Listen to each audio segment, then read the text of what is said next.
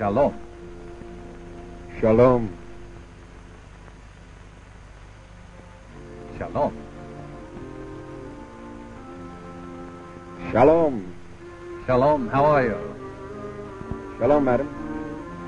Shalom is an everyday greeting. It is so familiar that we seldom stop to think of what it means.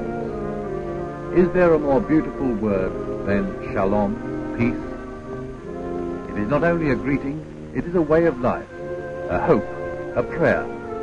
But the bitter reality strikes us with ever-growing force. Peace, peace, there is no peace.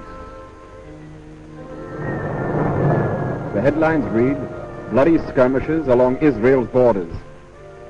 Why can the shepherd not tend his sheep in peace?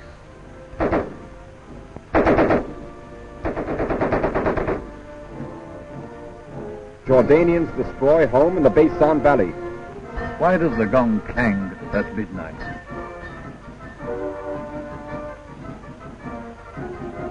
Egyptians fire from Gaza, send raiders from Jordan.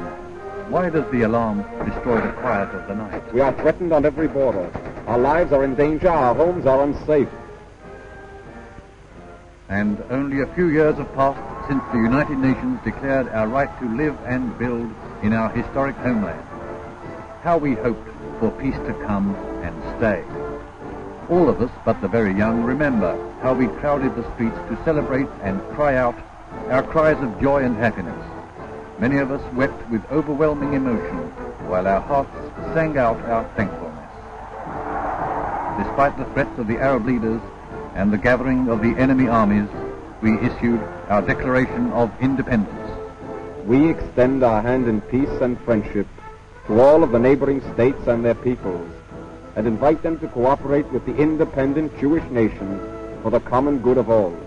The state of Israel is prepared to make its contribution to the progress of the Middle East as a whole. But the outstretched hand extended in peace was ignored. The Arabs sharpened their swords.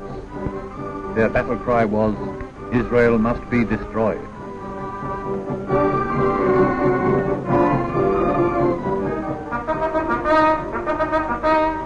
War was upon us.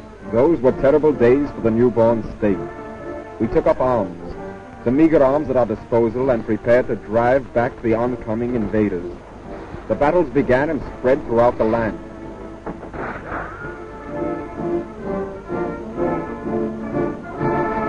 Our independence was not handed to us on a silver platter.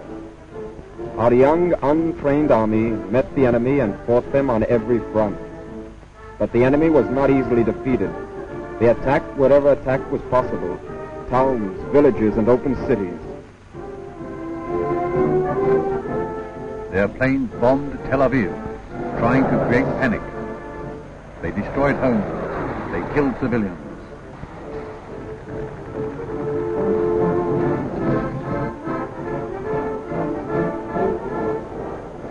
Remember, an enemy knows no mercy. Remember the terrible battles in the old city of Jerusalem. Remember how we fought in an effort to defend every stone of our holy city. The young men who fought so valiantly against such terrible odds finally won the victory.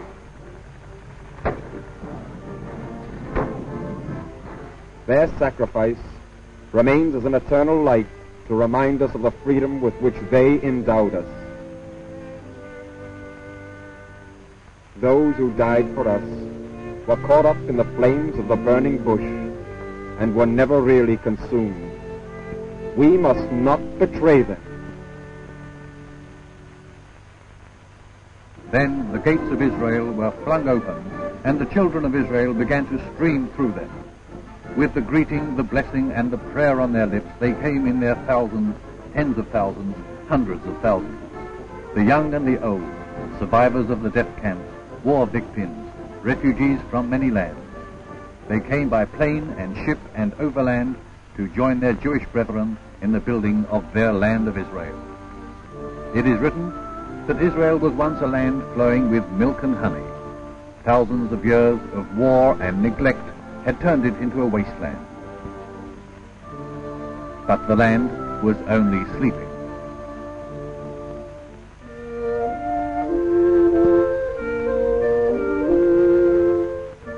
tens of thousands of willing hands began the work of bringing new life to it. Swamps were drained, irrigation pipes were laid, furrows were ploughed. Hundreds of new villages grew up in the course of a few short years. New settlements were started on our borders.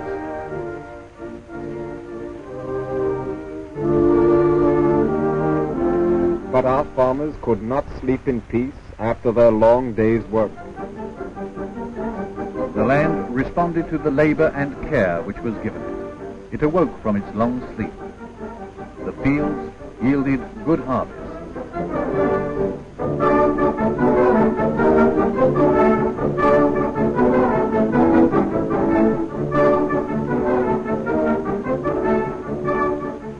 Trees blossomed and brought forth fruit. Forests grew where there had been only stones. Wide stretches of wasteland were turned into blooming gardens. It seemed as if the legend of a land flowing with milk and honey was not just a legend. Through work, and still more work, the legend became reality. First there were tents. They were replaced by houses. The houses grew into villages and some villages into towns. Industry began to develop as an important part of the country's economy. Machines ran day and night, wheels turned endlessly, and hammers pounded without stopping, all working to create the materials for a peaceful existence.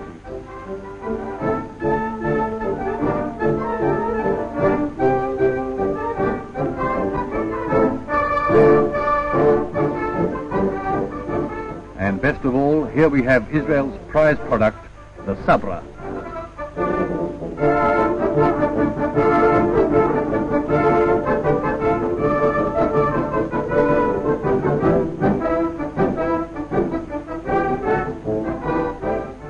Israel must be destroyed, says נחוץ. The Arab countries never cease to proclaim their determination to uproot Israel. Nasser, we need arms to fight Israel. And the arms are given them. The arms leaves Odessa for Egypt. But we do not want war. Russia speeds up the supply of arms to Egypt. They want weapons to wipe out Israel, to destroy our land and our people. Nasser justifies Egyptian arming. Jordanians blow up house in Rosh Hashanah. 7 killed by Egyptians. Now we must all stand prepared to do our duty. We must defend our homes and our families.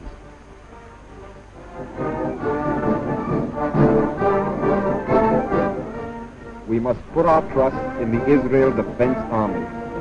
This army must be depended upon to defend us from attack and to secure our peace. They say our army is the best disciplined army in the Middle East. But can our army, or any army, hold out with loyalty and courage alone against the weight of the modern weapons being supplied to the Arabs?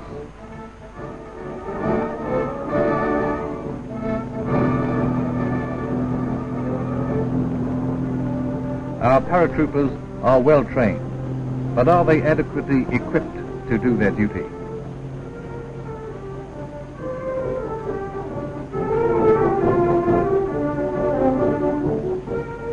Have we enough tanks and anti-tank guns?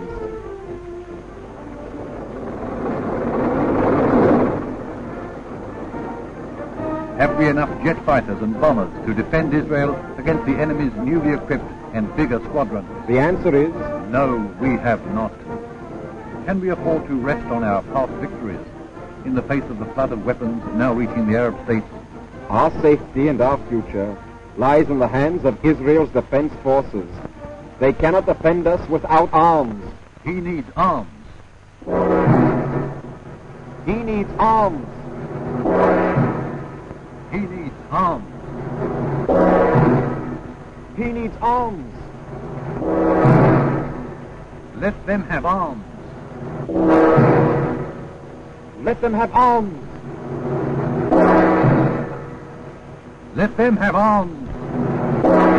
They must have the arms. So that the children of Israel can always greet you with the prayer and blessing. Shalom.